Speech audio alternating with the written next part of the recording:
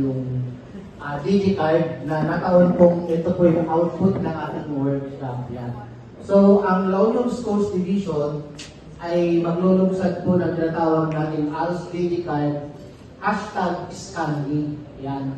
At nauso po ngayon yung scanning sa mga products natin na nabili sa market. Ngayon, inadapt namin yung policy na yun, o principle na yun, kung saan kapag na-scan mo yung card na ito, the QR card or logo, lalabas yung different information about the alternative learning system. And at the same time, yung mga products din and services na i-offer nito sa mga clients ng ALS.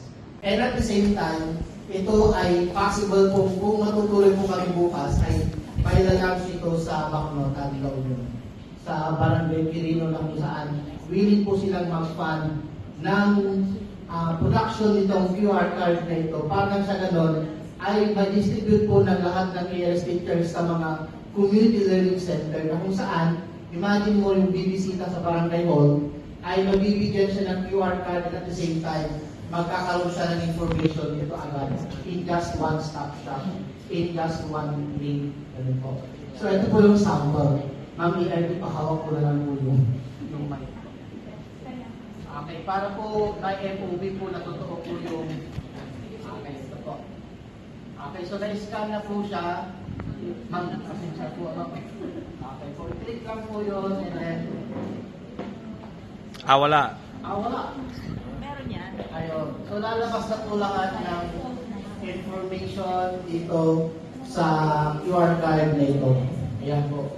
So one click, nandito na po lahat yung ALS na enrollment form na gagamitin ng mga mag-inquire, na mga learners o magiging potential learners na magiging enrolled.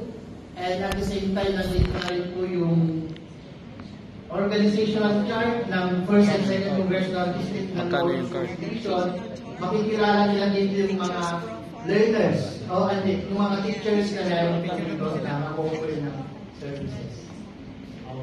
So, meron din po mga sample flyers and brochures na kung saan information dissemination na rin po na kung saan ay ito yung bahagi po ng advocacy and social community mobilization ng Launong Schools Division from the 22 districts na po. Okay, yun lamang po at maraming salamat.